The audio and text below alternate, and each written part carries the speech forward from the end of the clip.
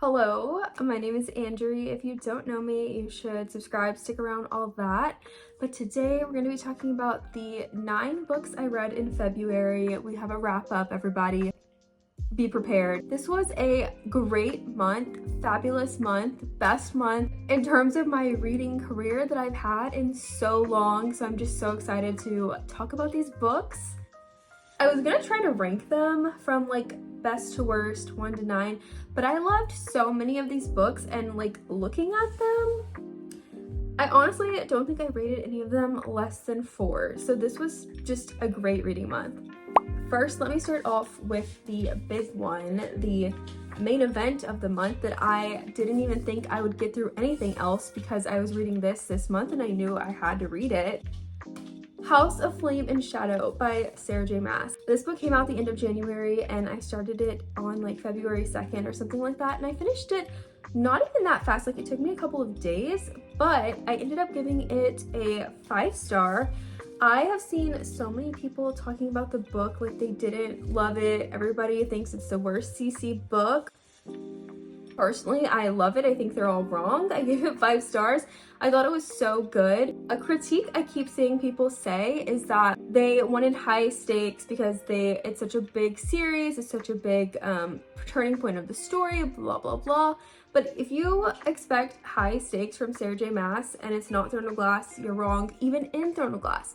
Because she has said herself she loves a happy ending. The girl loves a happy ending. That's what she's gonna write. So why is everybody mad? I don't know. And I'm sorry, I feel like I just jumped into a rant, didn't even explain the book. Also, my dog is eating his bone so aggressively. I'm sorry. This piece of sun also really invading my personal space. Anyway, this is about Bryce Quinlan. She lives in a world that is ruled by angels and magical beings. There are all kinds of different magical creatures in this book. We have sprites, we have fae, we have mermaids, we have werewolves. We got everybody in here, okay? Somebody's driving by my window and I feel like they were looking at me. Anyway, we got all the creatures here. I don't even know how to explain Crescent City. It's just like all of these magical creatures on crack, and just like trying to overthrow their evil, corrupt Astery government. And Bryce is like at the center of all of it. Not gonna keep going on because this thing was huge. Obviously I have a lot to say. I tabbed, can you see this? Look at all those little indentions I made. Those are my tabs. So clearly I loved it. I read a lot of new releases this month. Literally only one of these books was not a relatively new release, so I'll talk about that one real quick. It's a favorite of mine, really liked it.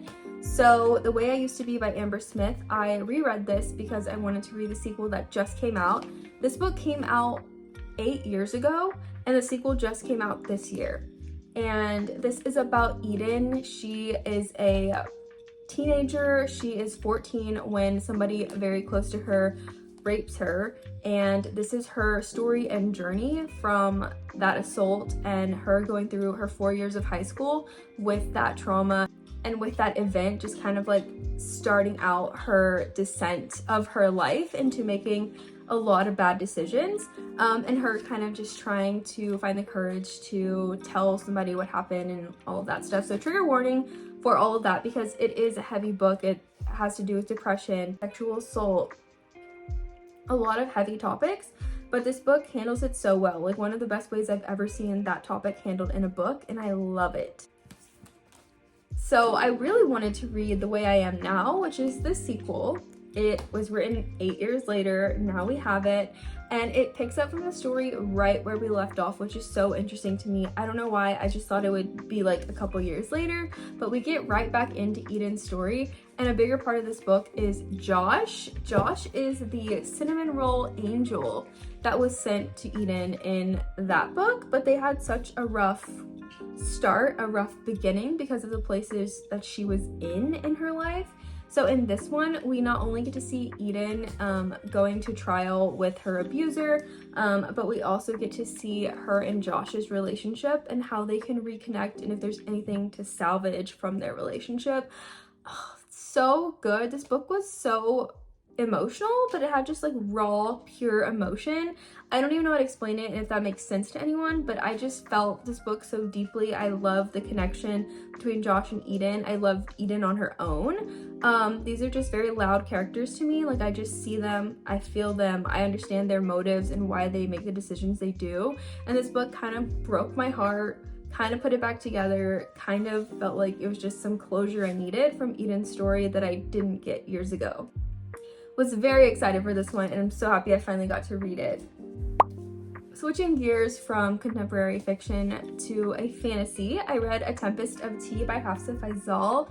I had an arc of this, so happy that I had an arc, got to read it early. It was an honor. Let me tell you, it was an honor. So this is about Arthi Casimir. Arthi runs a tea shop called Spindrift, but she also runs a blood house in Spindrift. Tea by day, blood by night, exciting, we love it. I'd say this book is kind of comped at fans of Peaky Blinders, Six of Crows. It has a heist, it has that bantery group of found family kind of, but they don't all like each other, like they're all just using each other, except her and Jin. Arthi has a close brother, friend, their relationship is so close, they're like described like siblings. So Jin, I love Jin so much. And we also get another point of view, Flick. She is a girl that has money and prestige, and her mom is like well known in the town. So she's in a different place, right? Whereas Jin and Arthi, like, they have struggled and worked to get where they're at. And when Spindrift is really threatened is when Arthi's like, I have a plan. We're gonna infiltrate the like headquarters of the town. We're gonna fuck shit up. We're going to mess everything up, ruin everything. We're gonna enlist the help of a vampire named Mateo and a character that knows Nasir from We Hunt the Flame, a character from Arawaya from We Hunt the Flame, Hafsa Faizal's other series. There's connections. We're connecting the lines. I feel like that guy, while I was reading this, the meme where he's like pointing at everything and drawing connections everywhere, me with Laith. Laith knows Nasir. He knows the characters from We Hunt the Flame, and I'm here. And I loved Laith and Arthi's dynamic. Not saying anything else, but like, it's not even that it was like a romantic thing. It was just the way that these characters interacted, insane. But back to Nasir, the way that Laith mentions Nasir and We Hunt the Flame world was just, Hafsa, what are you doing? I'm scared. Is anyone else scared? If you even understand what I'm talking about, please let me know, because I'm freaking scared. But 5 stars. Love Hafsa. Everything she writes is gonna be great. It's gonna be a masterpiece. It's gonna be brilliant, and this was. I don't think I said it, but I gave The Way I Used to Be and The Way I Am Now 5 stars. I love those books. Sorry, let me just put that in there. Okay, I also read Bride by Ali Hazelwood, another new release. I've seriously read all of the new books that I've been wanting to read that just came out. Bride was a paranormal romance. I don't really love paranormal romance, okay? It's not my thing. I've never really liked it. I've tried it out, and I read Ilona Andrews' paranormal romance, and I didn't really like it. So, I love Ali though. Like, I love Ali Hazelwood, so I was willing to try Bride. It's just that, Ollie, what are you doing?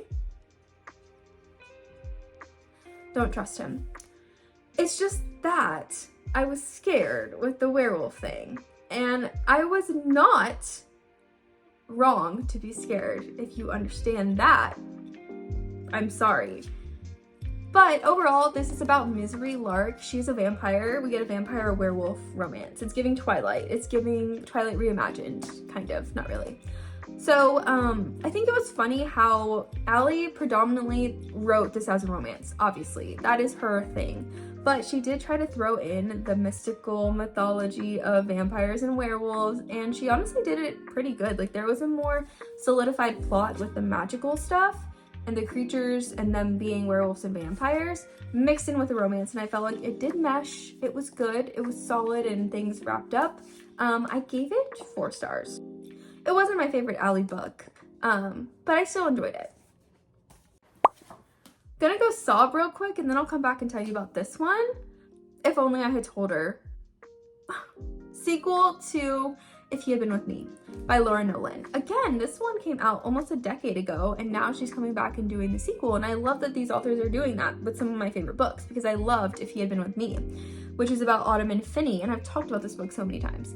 Autumn and Finney were childhood best friends. Their mothers are best friends. They live right next to each other. They grew up besties, and then 8th grade, an event happens, and then they don't talk to each other for all of high school. They date different people, they don't even hang out with the same group of friends, and they're just torn apart. And the whole time, they still care for each other more deeply than any other people on the planet could care for each other. Like, they had such a connection. And so, if you know what happens at the end of If He Had Been With Me, it's heartbreaking. I cried, I sobbed. This is a continuation of that, and we get Finney's point of view in this book for like the first third. Second third, we get a point of view from his friend Jake, and then third point of view we get Autumn, and it's a continuation of the story.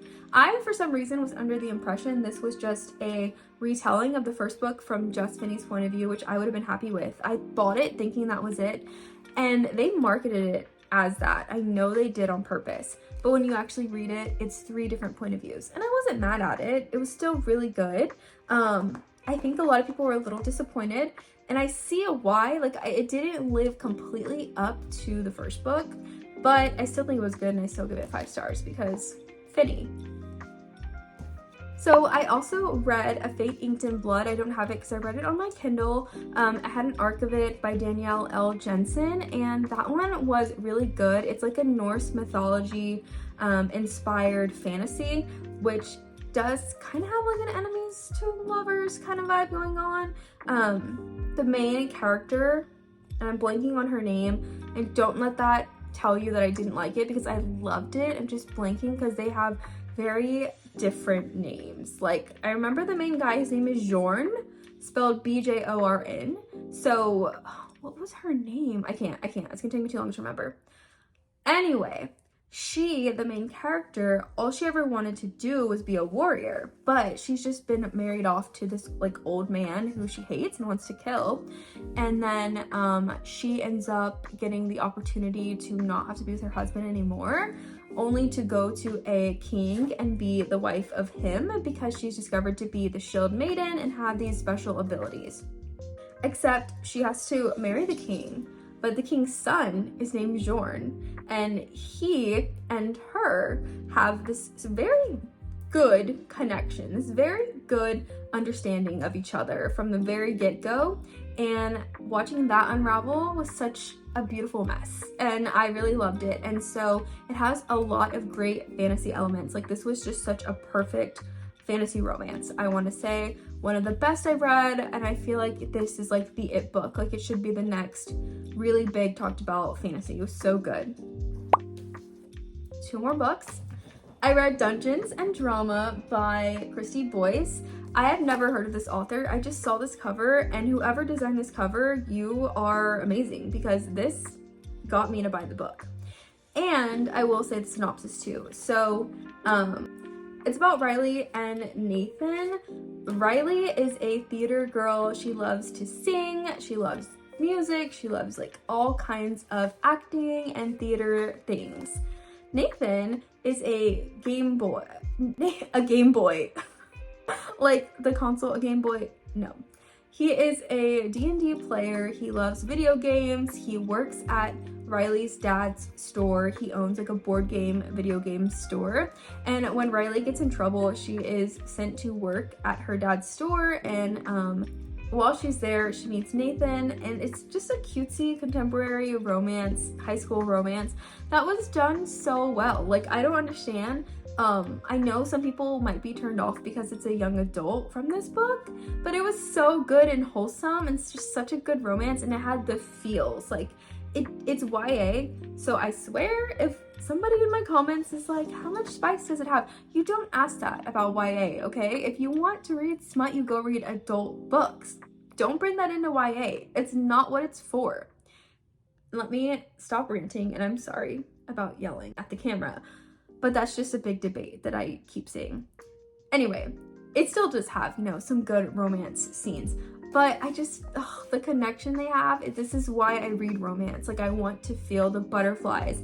And not to mention my favorite thing, the angst. These characters were, ended up going into a fake dating truce to make other people jealous. And that is my favorite thing, my most favorite thing in the whole entire world. And getting to read that was so special, so amazing. I cannot recommend this book enough. I need everyone to read it. Last book, let's end this on a banger, okay? To me it is. Not a lot of people will think so. All This Twisted Glory by Tahereh Mafi. This is the third book in the This Woven Kingdom series, and it's all about Alizé. She's a lost Jinn queen. She has a kingdom. She has her people scattered all around the world. She's coming back to reunite her people, right? Well, interesting things going on in here because we have almost a love triangle kind of thing that was set up in book 2. In book 1, we meet Kamran, and he's like the love interest, and we think he's everything. And then book 2, we get Cyrus, and you're like, wait, what is Tahereh Mafi doing? She's doing another Adam Warner situation or what? Because her mind is insane. And this book, I just want to describe it in like 3 words. I would say lustful, bloody, and royal political I don't know, okay? Just mainly it was bloody and lustful, and all that was like from Cyrus, okay? Secrets were revealed. We learned a lot of new things about some characters, and I just love that Alizé, we're still just learning about her journey, finding herself as a Jinn queen and finding her people. And this series is told so slow. Like Tahereh, the whole book has probably been like the span of like less than a year. Not even just this book, the first 3, less than a year. Like, she's not time jumping at all. We are slowly going day by day. But she did announce there's going to be 5 books, so I'm happy and I'm here for all the books. And also this cover. The cover is everything. It really is. It's beautiful. If you haven't checked out This Woven Kingdom, give it a try, give it a chance. If you like it, go to book 2, because I promise you, when you meet Cyrus, things are just heating up, okay? That's all the books I read in February. That was a lot. I hope you enjoyed this video. Let me know if you've read any of these, what you thought about them, and what was your favorite book that you read in February. But that's it. So I hope you enjoyed, and I'll see you in the next video. You can follow all my social media down below, but that's it. So bye. Know that, baby, I'm never on your mind. And it don't matter how hard we try, 'cause you're never